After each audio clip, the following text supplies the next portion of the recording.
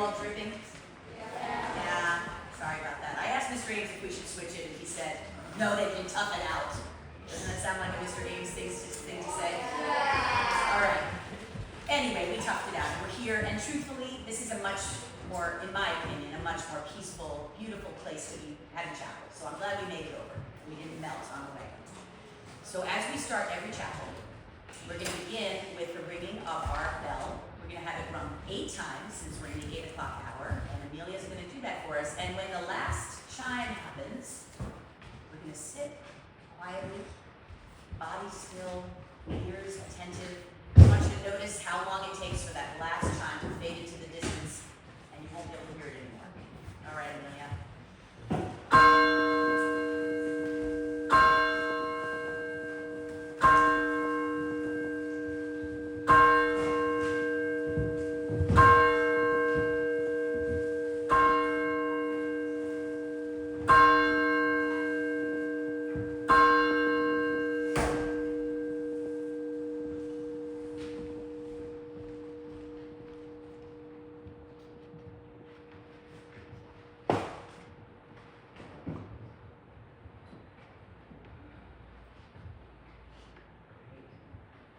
So as I always say, now's the time to tuck away anything that's on your mind, any worries about school or things you have to get done, or sports, or thinking about home, and just tuck them away in a little box. They're still there, but we're going to clear them from our minds so we can be present today at chapel. And today's chapel is what's in your pumpkin? What's inside your pumpkin? You'll hear a little more about it through the readings. But let us begin, as we always do, with the Rectory Chapel Covenant, and we're going to read that together, and I will begin with us. We are each on a sacred journey to understand who we are in the context of the wide and wonderful world we share with one another. Though our neighbors' journeys may at times seem different than our own, we honor, respect, and celebrate that each one of us is wonderfully created, each one of us is special, and each person's journey is indeed sacred. And now, as we do every month, we're going to light our peace candle, and remember that symbol of flame, that symbol of light brings us hope. That's really often what light represents to a lot of people, and particularly in religious communities. And we light it at Rectory School to remind ourselves to keep hope alive for places in our world, or maybe in our hearts, where there is unrest, there isn't peace. So whatever that is for you, wherever it is that you would like to hold in your heart as we light the candle, I want you to think about that. And while we have our 4th graders light the candle, I'm really pleased to say we have a 4th grade volunteer this month to play chapel. So I'd like to welcome Juno to chapel. Can we give Juno a round of applause?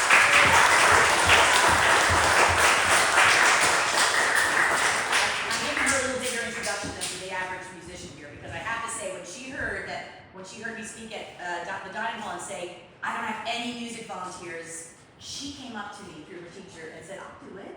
So let's hear it for Juno. And Juno, just give a minute for the candle to start lighting, and then you can begin. So my items, come on up.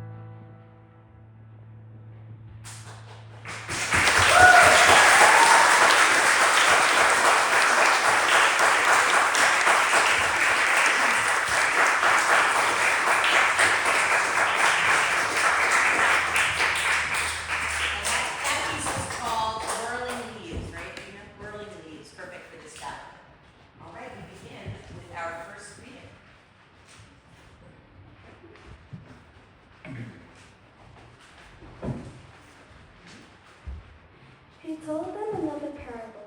The kingdom of heaven is like a mustard seed, which a man took and planted in his field. Though it is the smallest of all seeds, yet when it grows, it is the largest of garden plants and becomes a tree, so that the birds come and perch its branches.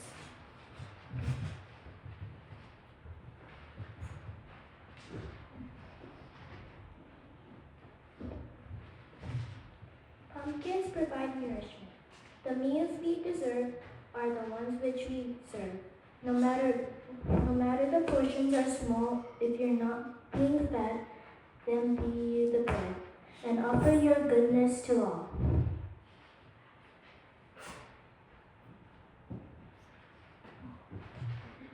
You are the light of the world. A town built on a hill cannot be hidden.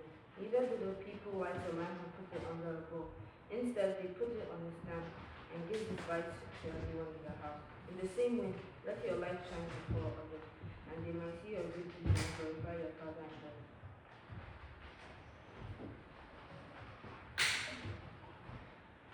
We have a lamp inside of us. The oil of the lamp is our breathing, our steps, and our peaceful smile. Our practice is to light the lamp. You're like a candle. Imagine you are sending light out all around you. All your words, thoughts, and actions are going in many directions.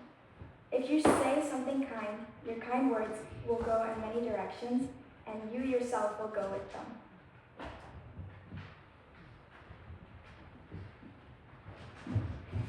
I bought a giant seed the day I went to town. Then couldn't wait till I got home and planted it in the ground. I dug a hole and dropped it in, and covered it with dirt and gave it all a gentle pet. I knew it couldn't hurt. One day I went back out to look and see what I could find. There I saw a bunch of leaves. They're growing on a vine. I poked around the giant leaves, all circled around, but where on earth is my pumpkin? I couldn't find a thing. Finally, it did appear. For months I watched it grow. How big was this going to get? I really didn't know. And just before it appeared, I walked back to see my pretty pumpkin, all in orange and just as big as me.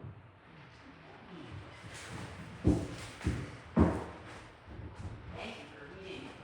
So we normally have a little bit of music thrown in there, so we kind of sped through those readings, but hopefully we see the many things about pumpkins that might be relevant to today's chapel. And I want to tell you a little story about why this chapel has to do with pumpkins.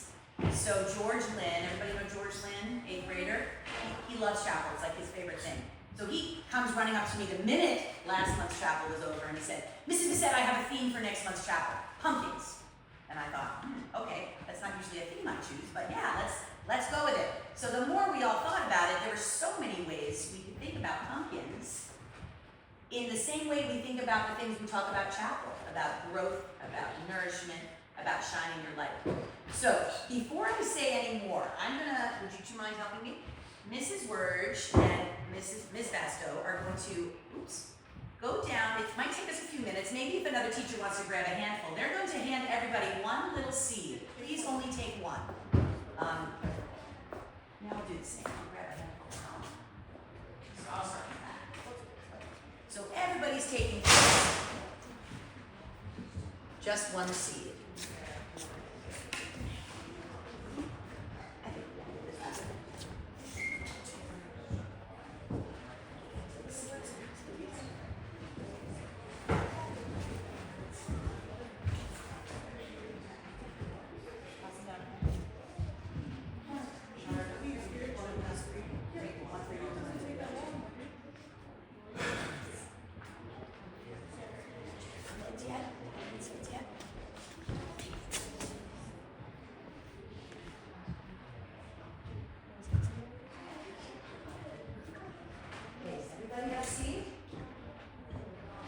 Don't eat them. I mean, you're not going to die if you eat them, but don't eat them, please.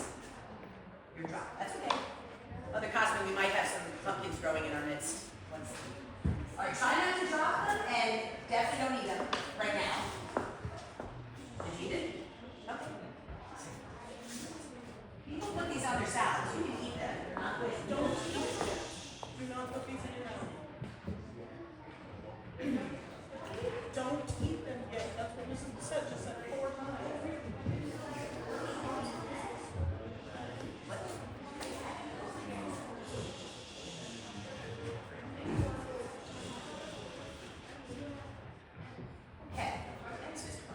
not get one, Z?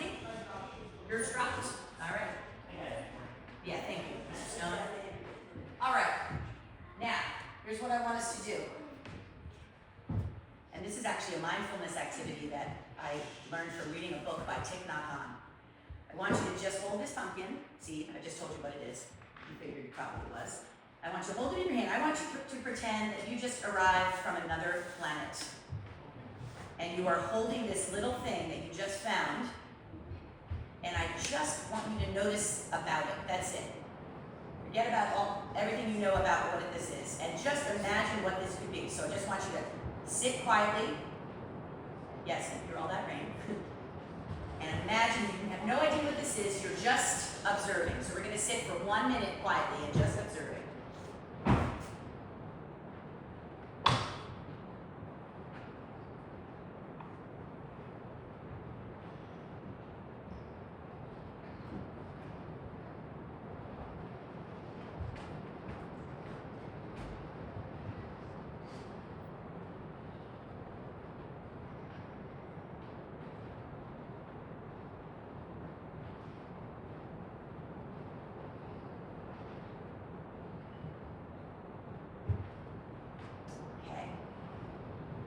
Share something. Again, you have to imagine you're not from this planet, so you can't use the word seed because that's not a word in your vocabulary, right? Maybe.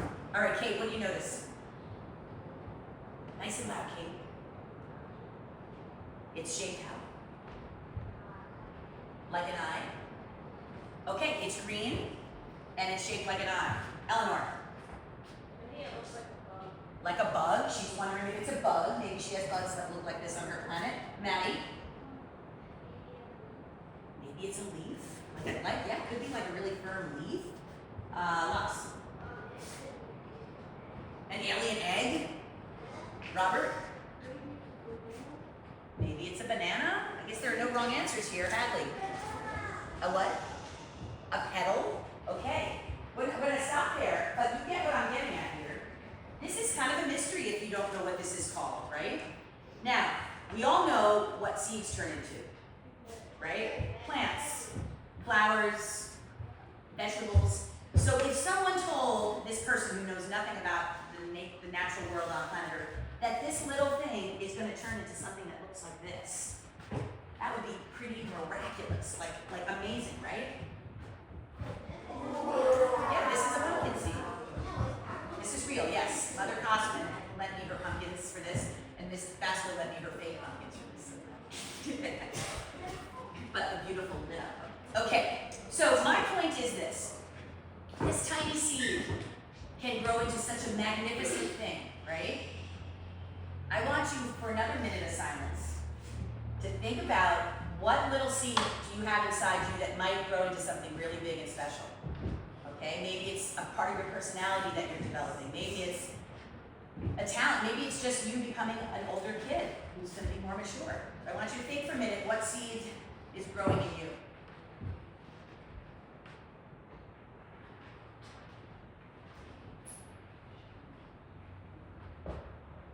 Everybody think of something. Yeah, looks like Kate wants to share. I wasn't going to have you share, but if you're desperate to share. Kate, what is it that you're thinking of? Huh? Your brain is going to grow and expand, and you're going to be so much smarter than you are now. Henry.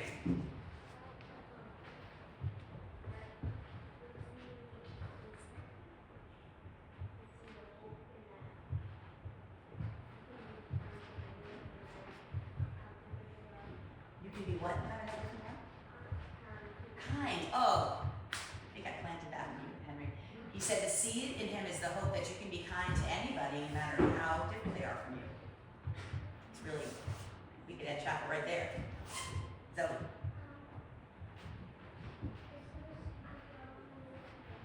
a little pianist, right? Zoe's learning how to play piano, and so that little seed could be the hope of. It's a tiny piano, but it could be the seed in you, Zoe, that one day you'll be like a really accomplished pianist. Exactly.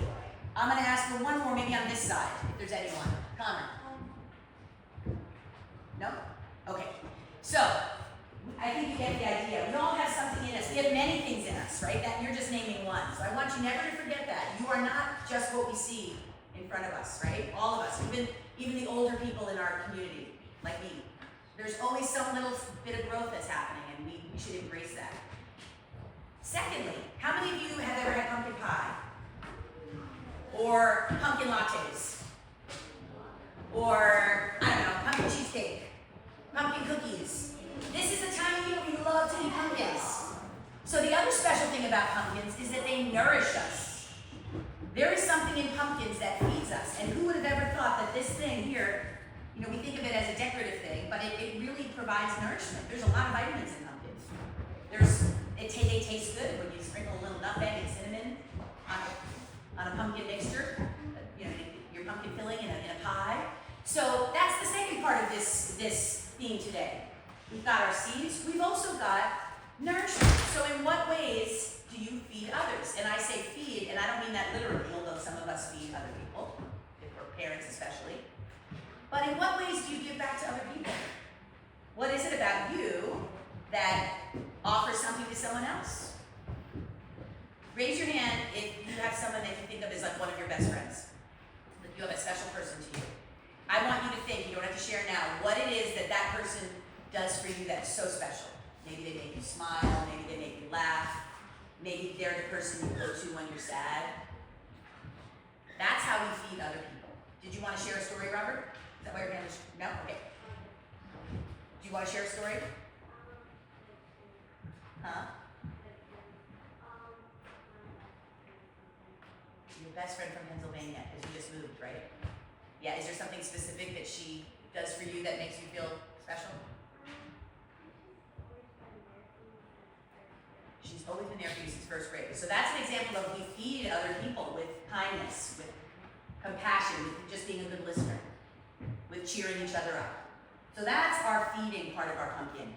And then, finally, the most fun part, I think, at this time of year is pumpkins. We can carve them out, and we can light them. Thank you, Ms. Pasco.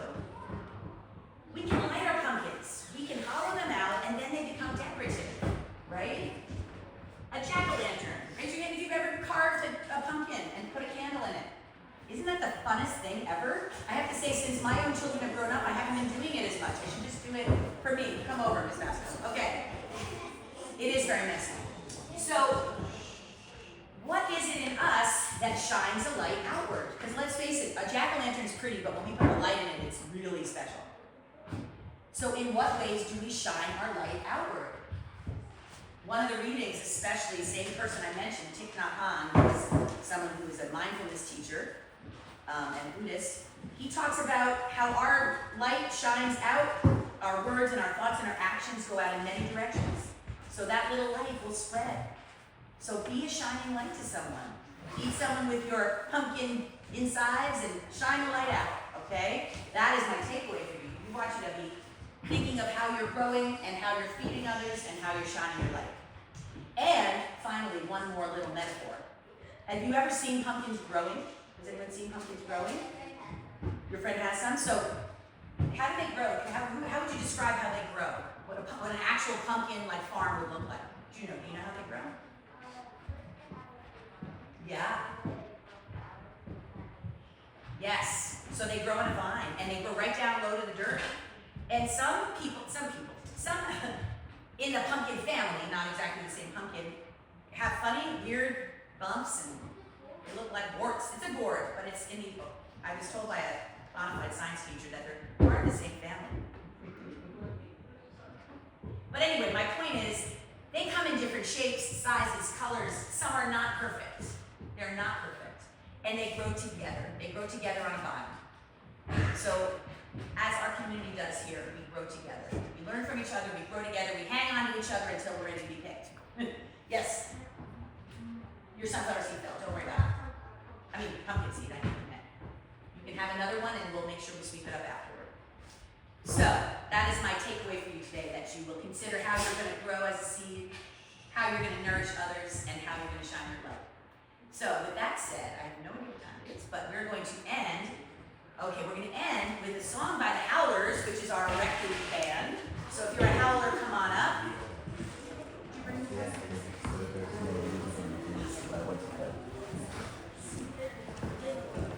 And the song we're going to sing, the lyrics, the part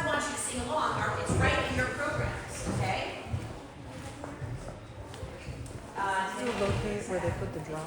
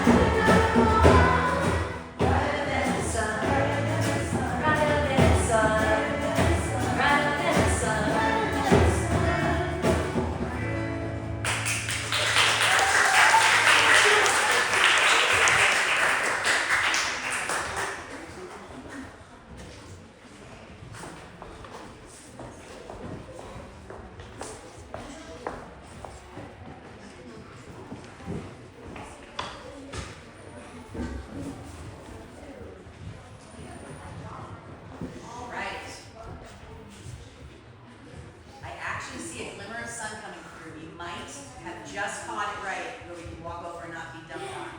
Let's see. We are going to close with a blessing today. And let's do it this way. Let's have this side read the part that's not bold, and this side read the part that is bold. Okay? You know what I mean by that? Okay. Are we ready? As we prepare to leave